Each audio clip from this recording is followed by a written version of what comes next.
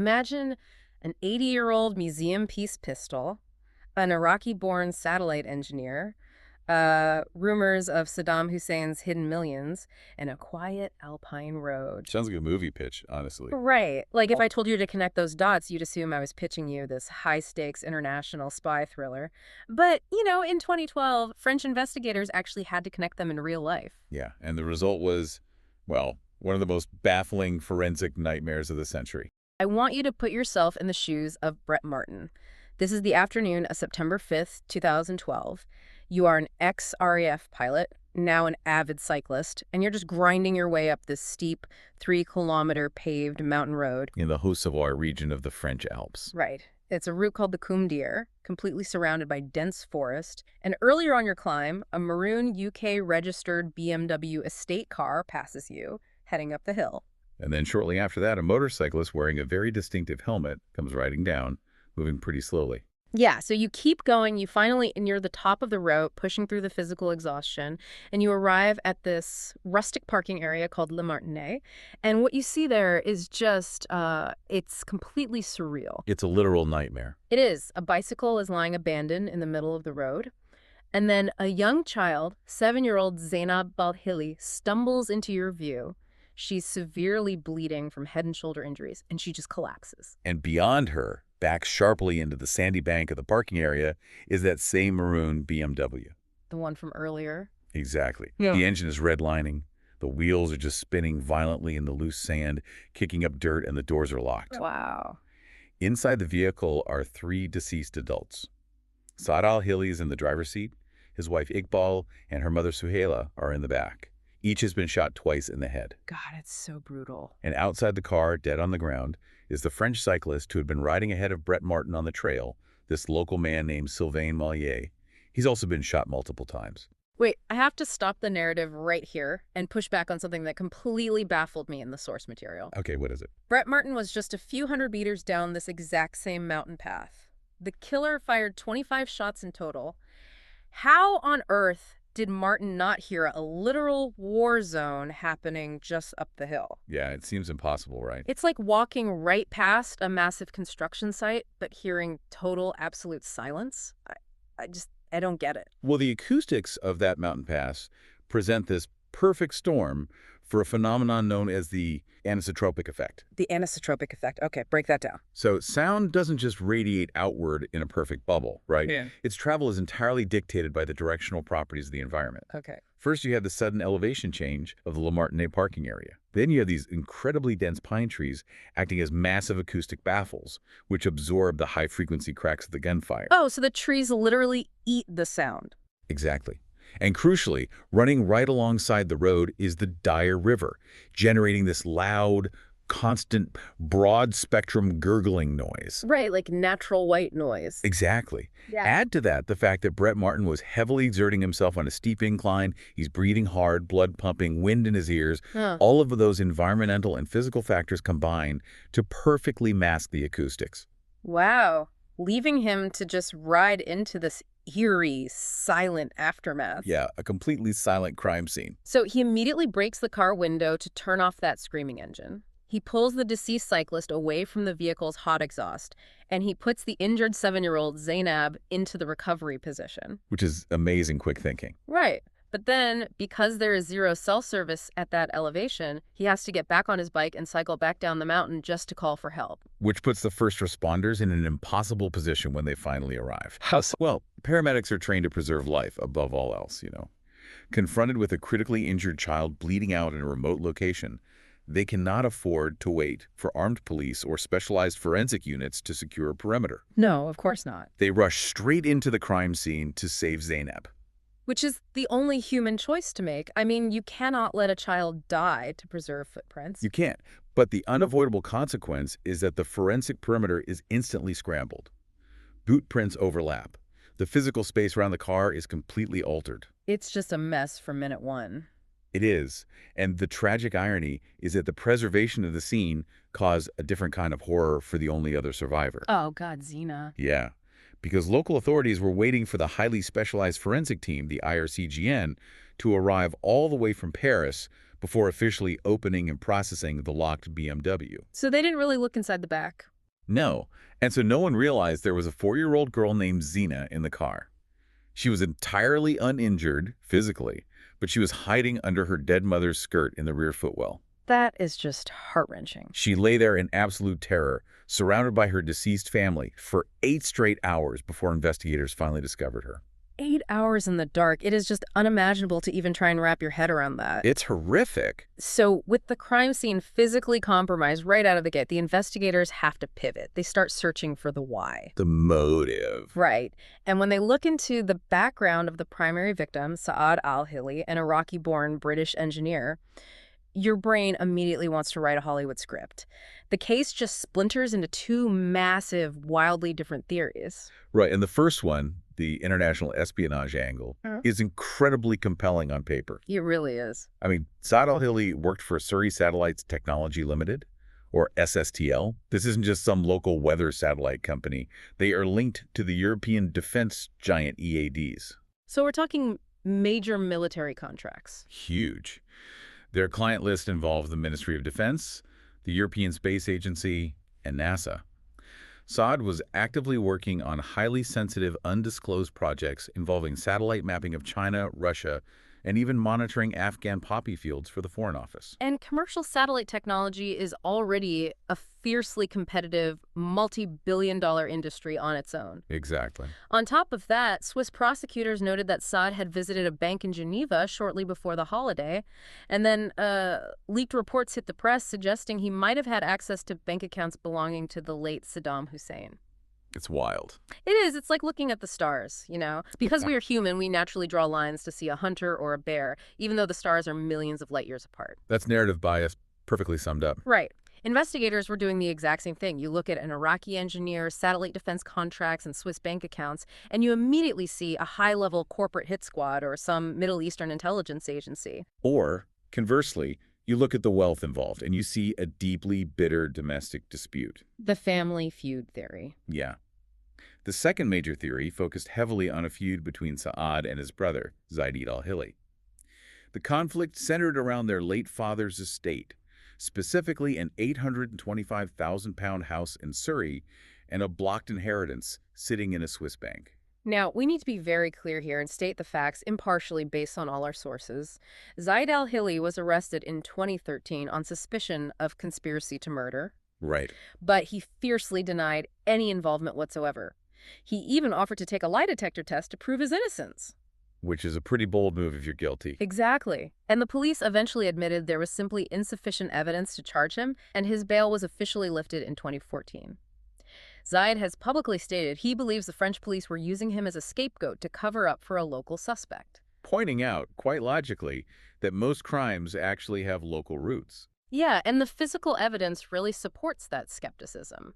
I mean, both the super spy theory and the hired assassin family feud theory completely fall apart the moment you analyze the ballistics. They absolutely do. Because if this was a highly funded corporate hit squad, or, you know, a professional assassin hired with inheritance money, why on earth did the killer use an antique 1935 Swiss Luger P06 pistol? It makes no sense. It's an 80-year-old collector's item. It's practically a museum piece. The gun was so old and unreliable that it literally jammed mid-attack. Right, the killer emptied 2 magazines and then the gun just jammed. And that is exactly why he was forced to brutally pistol whip 7-year-old Zainab. He couldn't shoot her. Yeah. A professional contract killer does not show up to a multi-target hit with a weapon that belongs in a glass display case. The weapon completely contradicts the profile of a professional contract killing, which forces a massive realization for the police. If the al-Hilis weren't targeted by professionals, maybe they weren't the primary targets at all. Oh, wow. So since the vintage weapon completely rules out a targeted corporate hit on the Brady family, investigators were forced to just flip the script entirely. Yeah. What if the al-Hilis were just in the wrong place at the wrong time, and the real target was the local guy who happened to be riding his bike? Sylvain Mollier. He worked as a welder at a subsidiary of the nuclear firm Areva, called Ugitech. And initially, just the word nuclear sets off another wave of espionage theories. Of course it does. Yeah. But police quickly determined he was a standard metal worker with zero access to any kind of nuclear secrets.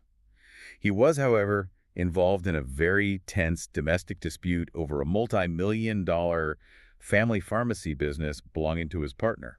But when that financial lead cools down, the French police enter a phase of the investigation that honestly feels like pure desperation. The lone psychopath theory. Yeah, they pivot to this lone psychopath theory and they start hunting down local suspects. The amount of time and resources spent here is just staggering. It really is. Remember that motorcyclist Brett Martin saw coming down the hill?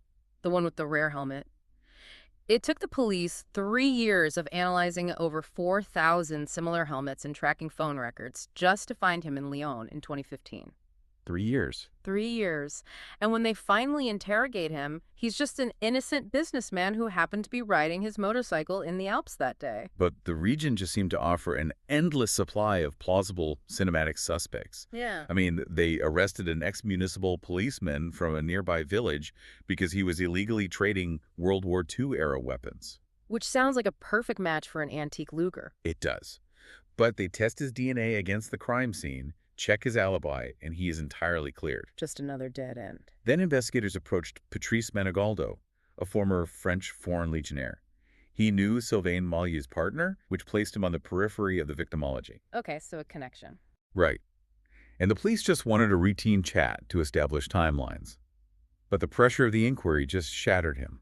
He ended up committing suicide, leaving a note saying he couldn't bear the profound shame of even being considered a suspect in such a horrific crime. God, that is tragic. And as if that cast of characters wasn't enough, investigators later had to cross-reference the movements of Nordal Lalandes. Right, an actual literal serial killer. Yes, who was operating in the exact same region around that time, kidnapping and murdering people. It's like throwing darts at a board full of local villains in the dark. Feels like the entire Haute-Savoie region is populated by people who could be quadruple homicide suspects. And this is exactly the trap of narrative bias playing out in real time. Investigators were trying to fit the crime to known local offenders or these dramatic motives. Just grasping at straws. Exactly. They were obsessively looking at the who and trying to force a narrative to make sense. And that immense decade-long frustration is exactly what led to the case being transferred to the National Cold Case Unit in Nanterre in September 2022. And when the Nanterre unit takes over, they do something brilliant. They strip away the bank accounts, satellites, and the local feuds. They completely stop looking at the who, and they go back entirely to the how. Yes. And the how cracks open a terrifying new psychological profile. The Nanterre unit brought in completely fresh eyes.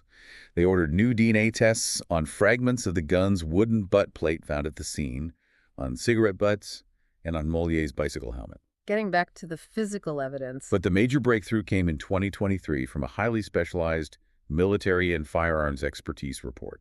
This report changes everything. We really need to unpack this. So the experts looked closely at the ballistics, Yeah. specifically the trajectory of the bullets and the way the victims in the car were shot. Okay.